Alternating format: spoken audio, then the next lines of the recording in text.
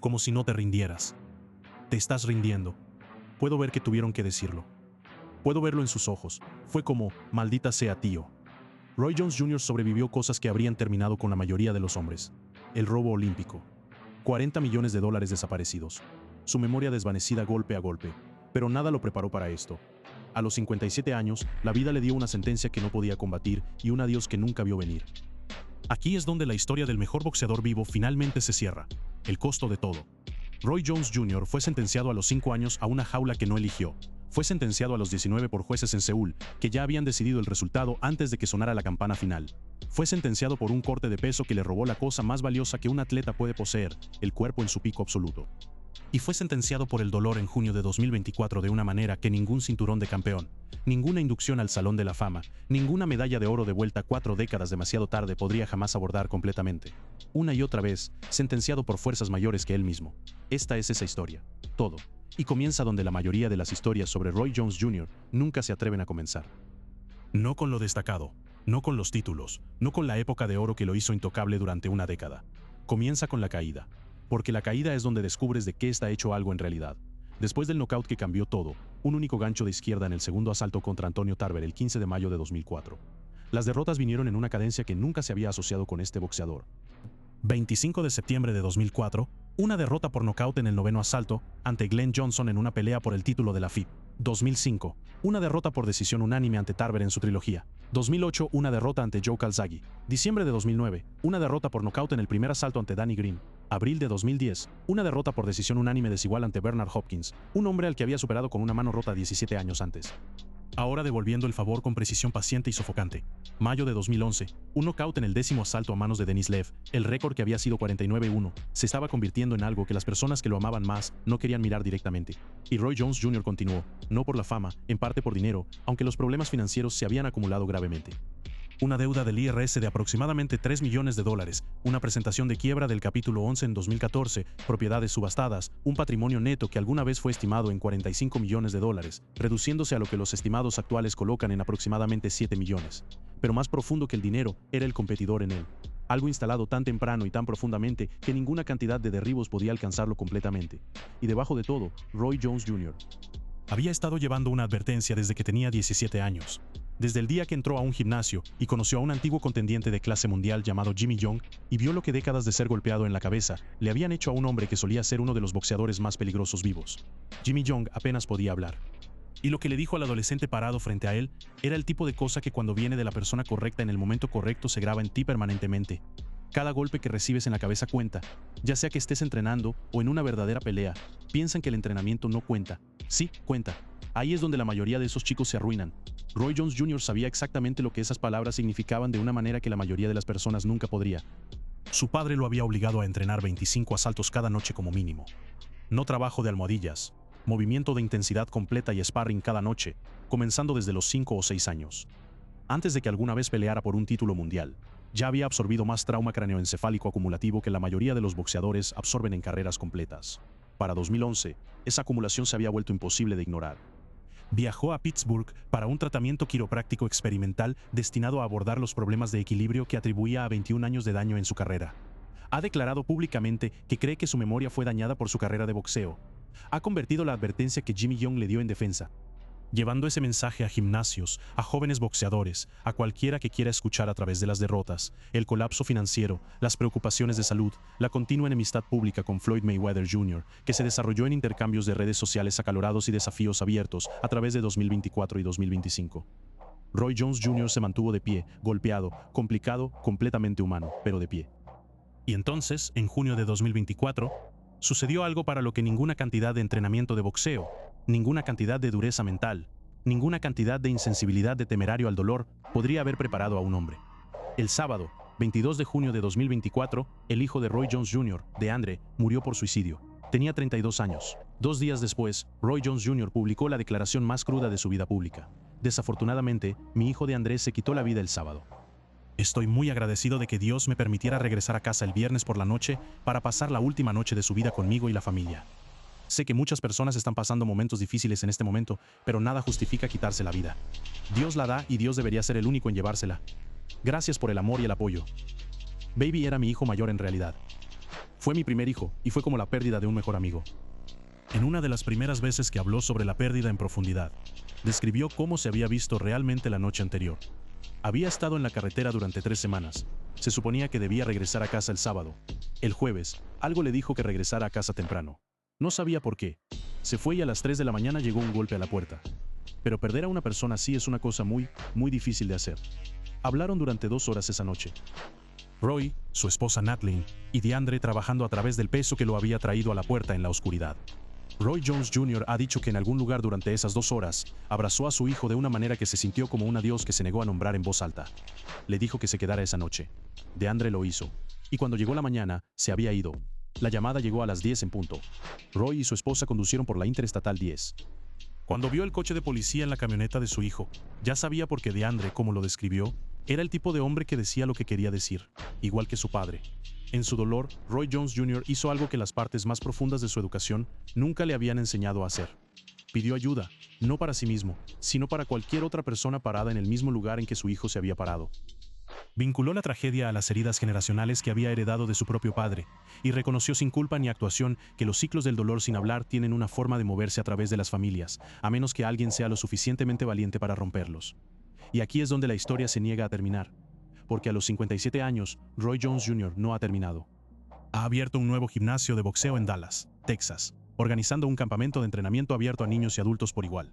Se unió a la esquina del contendiente de peso supermedio Ian Green, quien dijo que tener un entrenador que sabe lo que se siente estar agotado en una pelea, no solo alguien que observa, cambia todo. Está confirmado para la Expo de Aficionados al Boxeo en Las Vegas en mayo de 2026. Todavía presente, todavía construyendo, todavía aquí. Y luego está el momento que podría hacerte creer que la justicia, incluso cuando llega décadas tarde, aún tenemos algo para ti. Es 80, ganó el oro en ese momento. Tenía el oro, pero quiere devolvértelo. Park Se-hun, el boxeador surcoreano que salió de Seúl en 1988 con una medalla de oro que sabía privadamente que no era suya. Había pasado casi 4 décadas cargando con el peso de ese veredicto. Nunca se volvió profesional. Se convirtió en maestro de educación física de escuela secundaria. Luchó durante años bajo la sombra de una victoria que se sentía como una condena hasta que un día decidió que lo único que le quedaba por hacer era encontrar a Roy Jones Jr. y devolvérsela. Quiere devolvértela porque te pertenece a ti. A través de un traductor, Park dijo simplemente: tenía la medalla de oro, pero quería devolvértela. Te pertenece a ti. Esta medalla de oro es tu problema ahora. Vaya. 2 letras, una palabra, 37 años. Pero para entender lo que esa medalla de oro realmente significa, lo que en realidad costó mantener el peso de haberla robada y seguir siendo quien se convirtió, tienes que volver a la noche en que fue robada. Tienes que volver a Seúl, el robo y el ascenso. 2 de octubre de 1988, Jamsel Students Gymnasium, Seúl, Corea del Sur. La pelea de medalla de oro de peso semimedio en los Juegos Olímpicos de Verano. De un lado, Park Se-hun, un boxeador surcoreano de 23 años, compitiendo frente a su propio país en un momento que toda la nación anfitriona había construido. Del otro lado, Roy Jones Jr., 19 años, habiendo ya derrotado a 4 oponentes sin ceder un solo asalto, el favorito claro, indiscutible, universalmente reconocido. Había destrozado su camino a través del cuadro sin perder un solo asalto. Un knockout en el primer asalto, 3 decisiones unánimes y una semifinal tan dominante que su oponente se fue con una nariz rota. Fie Pacheco, una de las mentes de boxeo más perspicaces del negocio, comparó el estilo de manos bajas y burlonas de Jones con el del propio Sugar Ray Leonard. No gana el oro con esto, entonces creo que hay algo podrido en Corea porque eso es absolutamente una de las cosas más dominantes que he visto. Eso fue un comentarista llamándolo durante la pelea. Incluso en tiempo real, antes de que se leyeran las tarjetas de puntuación, ya era obvio. Las estadísticas confirmaron lo que cualquier par de ojos en ese gimnasio ya sabía. Roy Jones Jr. aterrizó 86 puños. Park Se-hun aterrizó 32. Primer asalto, Jones lo golpeó 20-3. Segundo asalto, en el que Park recibió un conteo de 8 de pie, Jones aterrizó 30-15. Tercer asalto, 36-14 y luego los jueces entregaron su veredicto 3-2 a favor de Park Se-hun. El árbitro Aldo Leone de Italia levantó la mano del boxeador coreano. Luego, en un detalle reportado por múltiples testigos en las décadas siguientes, Leone se giró hacia Roy Jones Jr. y susurró: no puedo creer que te estén haciendo esto. Se reportó que Park Se-hun se disculpó con Jones inmediatamente después. Marv Albert de NBC, transmitiéndolo en vivo desde la cabina de transmisión, dijo claramente: Park Se-hun le ha robado la pelea a Roy Jones Jr. Y Roy Jones Jr. enterró su cara en una toalla. Los 3 de los 3 que le dieron la pelea fueron prohibidos de por vida. Los 3 jueces que votaron por Park fueron suspendidos. 2 recibieron prohibiciones de por vida de los jueces olímpicos. Una investigación de la SOI de 1997 documentó que los jueces fueron sistemáticamente agasajados por organizadores coreanos. El escándalo desencadenó la reforma más significativa en la historia del boxeo olímpico. El viejo sistema de 20 puntos fue reemplazado por puntuación electrónica computarizada, un reconocimiento institucional directo de que los jueces esa noche habían estado tan catastróficamente equivocados que toda la arquitectura de puntuación del deporte necesitaba ser reconstruida desde cero. Jones fue galardonado con el trofeo Val Barker como el boxeador más destacado de los Juegos, convirtiéndolo en el único medallista de plata en la historia del boxeo olímpico en recibir el honor. Reconocimiento sin un campeonato. El deporte esencialmente encogiéndose de hombros en su dirección y diciendo, sabemos aquí hay un trofeo. Cuando fui robado, sentí que simplemente dejaría el boxeo. Regresé a Pensacola y vi a los niños pequeños que estaban en mi equipo de boxeo. Regresó a casa pensando que podría haber terminado, y luego regresó a Pensacola y vio las caras de los niños que había entrenado. ¿Te estás rindiendo? Puedo ver que tienen que decirlo. Puedo verlo en sus ojos. No tuvieron que decir una palabra. Leyó la pregunta en sus ojos de la misma manera que había pasado toda su infancia, leyendo cada señal de peligro que se aproximaba. Y el peso de eso, la responsabilidad de ser la persona que un niño mira cuando el mundo le dice que se rinda, fue más pesado que cualquier gancho de izquierda que alguien pudiera lanzar. Así que ahora tengo que probarles, no solo que fui el mejor en los Juegos Olímpicos, sino que soy el mejor del planeta. Se convirtió en profesional el 6 de mayo de 1989 e iba 15-0 con 15 knockouts antes de que su primera pelea llegara a la distancia. El 22 de mayo de 1993 se paró frente a Bernard Hopkins, uno de los boxeadores más técnicamente refinados de su generación, y lo superó durante 12 asaltos con la mano derecha rota, ganando el título mundial de peso medio de la FIB por decisión unánime. Renunció al título, saltó a peso supermedio y se enfrentó a James Toney, un hombre que nunca había sido detenido como profesional. Roy Jones Jr. lo destrozó en 12 asaltos. La revista Ring lo llamó la pelea grande más dominante en 20 años. Hizo 5 defensas, incluido un knockout de Vinny Pacienza, en el cual Compubox registró a Pacienza aterrizando 0 puños en un asalto completo. No algunos, literalmente 0. Se mudó a peso semipesado, unificó la división, y para 1999 se convirtió en el campeón indiscutido de peso semipesado de la WBA, WBC e IBF, el primero en unificar la división desde Michael Spinks en 1983. Hizo un récord de 12 defensas de títulos unificadas en 175 EBLES. Nadie podía tocarlo. Y entonces, el 1 de marzo de 2003, hizo algo que el deporte había sido dicho que era imposible. Roy Jones Jr., que había comenzado su carrera en peso semimedio, 154 LBs, pesaba 193 y desafió al campeón de peso pesado de la WBA John Ruiz, quien pesaba 226, 33 lbs más ligero. Ganó por decisión unánime, 116.12, 118, 110 con Ruiz aterrizando solo 89 de 433 puños lanzados. Se convirtió en el primer campeón de peso medio anterior en ganar un título mundial de peso pesado en 106 años desde Bob Fitzsimmons en 1897. El récord era 49-1, era todo lo que la jaula lo había construido para hacer. Y luego 8 meses después regresó a 175. Cortó el peso, todo, y algo cambió que nunca se cambiaría completamente de nuevo. Nunca debería haberle dado una revancha. Podría haber sido vencido en la primera pelea, rodado hacia la puesta de sol. Ganó la primera pelea de Antonio Tarver por decisión mayoritaria, pero se veía diferente, letárgico. Los analistas notaron que era la primera vez que lo veían absorber castigo real y recibir un ojo morado. El veredicto que se extendió a través de la comunidad de boxeo después fue unánime. El rápido y dramático corte de peso del volumen de peso pesado a 175 había quemado permanentemente las fibras musculares de contracción rápida en las que estaba construido todo su estilo sobrenatural. Los reflejos, la evasión, la explosividad, todo silenciosamente grabado por una escala en un calendario y el costo de hacer lo que debería haber sido imposible. Le dio una revancha a Tarver. En el segundo asalto, un único gancho de izquierda aterrizó. Se fue al suelo. 15 de mayo de 2004, la primera derrota por nocaut de la carrera profesional de Roy Jones Jr., y el hombre que había sido intocable durante una década salió del ring siendo algo completamente diferente. Pero la pregunta que nadie hace, la pregunta que responde todo sobre cómo un hombre sobrevive todo eso, cómo un hombre absorbe ese castigo durante décadas y aún termina de pie, se remonta mucho más atrás que Seúl, mucho más atrás que cualquier ring de boxeo. Se remonta a Pensacola, Florida, y una jaula que nunca fue hecha de cuerdas, la jaula nacida de una sentencia. Imagina al mejor boxeador que hayas visto. Las manos a los costados, la cabeza moviéndose como humo en una brisa. Cada oponente que enfrenta se ve confundido, como si estuvieran peleando contra un fantasma que ocasionalmente decide lastimarlos. Durante 10 años seguidos, el boxeador número 1 libra por libra del planeta, títulos mundiales en 4 divisiones separadas por casi todas las medidas atléticas creíbles, uno de los 2 o 3 boxeadores con más talento físico que haya vivido. Ahora, imagina de dónde vino todo eso. Roy Levesta Jones Jr. nació el 16 de enero de 1969 en Pensacola, Florida. El hijo de Roy Jones Sr., un veterano condecorado de la guerra de Vietnam que ganó una estrella de bronce por rescatar a un compañero soldado bajo fuego, un antiguo boxeador de peso medio del club, un ingeniero aeronáutico jubilado, un criador de cerdos y un hombre que dirigía su propio gimnasio de boxeo local. Para los niños del vecindario, entrenaba gratis, dándoles estructura, disciplina, algo para lo que luchar. Para la mayoría, era algo parecido a un ángel guardián. Para su propio hijo, la historia era algo completamente diferente. El abuso comenzó cuando Jones Jr. tenía solo 5 años. Roy Sr. se pondría de rodillas, literalmente descendería al nivel de los ojos de su hijo, no para consolarlo, sino para golpearlo repetidamente. Bofetadas abiertas, metódicas diseñadas menos para lastimar y más para humillar, para desestabilizar, para romper cualquier muro de consuelo que el niño pudiera haber construido. Tenía 5 años. Este era su entrenamiento. Fue obligado a esparcir con oponentes que eran mayores, más pesados y específicamente seleccionados para ser abrumadores. Y cuando vinieron el dolor y las lágrimas, no había consuelo esperando del otro lado. A veces estas sesiones duraban 20 minutos seguidos, no ejercicios. 20 minutos de un hombre adulto de rodillas, destrozando a su hijo pequeño. Roy Sr. extrajo toda su filosofía directamente de las peleas de gallos. Crió gallos de pelea. Entendía la jaula. Entendía lo que significaba acondicionarse, quitarle su instinto de misericordia y enviarlo con la directiva singular de dominación, gana o muere. Aplicó ese mismo marco a su hijo. El niño recibió una escopeta para Navidad a los 6 años e iba en tractor a los 7.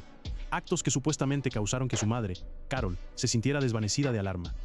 Y cuando el joven Roy corría a su madre para buscar consuelo, Roy Sr. estaba listo con las palabras diseñadas para cerrar esa puerta también. Eres demasiado como tu madre. Nunca harás nada si tienes miedo. Entonces, ¿dirías que sentiste que te criaste a ti mismo? No me crié a mí mismo. Mi padre me crió con la guisa de Dios. Ese es Roy Jones Jr. décadas después, un hombre adulto, una leyenda, un campeón de 4 divisiones. E incluso entonces, no puede separar completamente la crueldad de la estructura.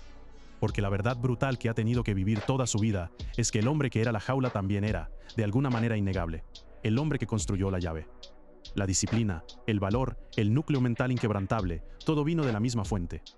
La realidad diaria en esa casa era una de vigilancia sofocante constante. No había escape, no había excusa, no había forma de escapar de nada. Cada día, escuela, tareas, trabajo agrícola, entrenamiento, luego escrutinio y la amenaza siempre presente de castigo por cualquier falla microscópica que Roy Sr. pudiera ubicar. El niño vivía en un estado de bracing perpetuo, y en algún lugar debajo de ese bracing perpetuo, el niño comenzó a desaparecer. Después de un tiempo, no me importaba si me lastimaban o moría. Estaba en dolor todo el día, todos los días. Tenía tanto miedo de mi padre. Llegaría en su camión y comenzaría a buscar algo que hubiera hecho mal. No había escape, no había excusa, no había forma de escapar de nada. Cada día era lo mismo. Escuela, tareas, trabajo agrícola, entrenamiento. Lastimarse o morir podría haber sido mejor que la vida que estaba viviendo. Así que me convertí en un temerario. Haría cualquier cosa. No hizo mucha diferencia. Solía pensar en matarme de todos modos. Un niño en una jaula describiendo ideación suicida como una forma de alivio. La misma dureza mental que algún día haría que Roy Jones Jr. fuera intocable dentro de un ring de boxeo. La misma resistencia que lo llevó a través de Seúl, a través de las derrotas, a través del dolor de 2024 estaba siendo forjada en un ambiente tan brutal que el único escape imaginable era el permanente. Ese es el precio de la jaula. Y sin embargo, por complicada que sea esta verdad, la jaula también produjo algo más. Porque un día, ese pequeño niño en una granja de cerdos en Pensacola se sentó frente a un televisor con su padre y vio a Muhammad Ali pelear contra Joe Frazier. Entonces, me di cuenta de que todo lo que Muhammad Ali estaba haciendo era enojando a Joe con su cerebro, haciendo que Joe reaccionara en exceso, tratando de matarlo porque lo enfadó. En un hogar donde había aprendido a sobrevivir a través de la conciencia, leyendo estados de ánimo, procesando señales de amenaza antes de que se formaran completamente, Roy Jones Jr. reconoció instantáneamente lo que Ali estaba haciendo. No los puños, la mente, la arquitectura psicológica de la dominación. Había estado practicando esa habilidad exacta cada día de su vida dentro de una jaula que no había elegido. Y ahora viendo a Ali moverse, podía verse a sí mismo. En septiembre de 1979, Roy Jones Jr. entró en su primera pelea competitiva en Pensacola Beach, Florida. Tenía 10 años, pesaba 69 libras en peses, enfrentándose a un niño de 14 años que lo superaba por 16 pesos. Dio lo que los espectadores describieron como una paliza sistemática y contundente, no la fiereza salvaje de un niño asustado, la precisión controlada de algo que había sido cuidadosamente, aunque brutalmente hecho. Lo que siguió durante los próximos 8 años fue uno de los grinds más despiadados en la historia del boxeo amateur. Torneos agonizantes de varios días, con múltiples peleas por día celebrados en gimnasios en toda Florida, Alabama y Mississippi. Lugares donde nadie estaba mirando, donde no rodaban cámaras. Ganó. Perdió a veces. Y luego ganó de nuevo. Incluso en la escuela. Buscaba oportunidades para pelear cuando las personas acosaban a personas. Diría, no lo acoses. Pelearé contigo. Su brújula completa estaba orientada hacia el mismo norte, la protección de los vulnerables. Un niño que entendía cómo se sentía estar atrapado y molestado, que se ofrecería como sustituto para niños que no podían defenderse. Esa configuración particular de empatía y fiereza se convertiría en la columna vertebral emocional de todo lo que vino después. Para mediados de 1984, todavía solo 15, había acumulado 4 títulos Golden Gloves del estado de Alabama, 3 campeonatos del Golfo, 2 oros de los Juegos del estado de Sunshine. Luego ganó el oro de peso gallo de los Juegos Olímpicos Nacionales Junior de 1984 AU en Saginaw, Michigan, su primer campeonato nacional, derrotando a un oponente de la final que había entrado en la pelea con un récord de 74-8. Los títulos de guantes de oro nacionales de 1986 y 1987 siguieron en peso welter ligero y peso semimedio, y para 1988 había compilado un récord de amateur reportado de 121-13 y se dirigía a Seúl, Corea del Sur como el miembro más joven del equipo olímpico de los Estados Unidos. Llevaba todo en ese equipaje, el niño de 5 años siendo golpeado en las rodillas, el niño que había pensado en morir como una forma de escape. El adolescente que había visto a Jimmy Young en un gimnasio y sintió el peso frío y aclarador de esa advertencia. Todo comprimido en un cuerpo de 19 años, dirigiéndose hacia un momento del que el mundo seguiría hablando casi 4 décadas después. No perdería un solo asalto en Seúl, ni uno. La jaula hizo al boxeador. El robo hizo a la leyenda. ¿Y el hombre que sobrevivió a todo eso? Las derrotas, la bancarrota, el dolor. Los años de ser dicho por fuerzas mayores que él que lo que había ganado no era suyo, todavía está aquí, todavía de pie, sosteniendo una medalla de oro que finalmente, al fin, le pertenece a la persona correcta. Dale me gusta a este video. No olvides explorar más contenido similar a través de las tarjetas sugeridas en tu pantalla.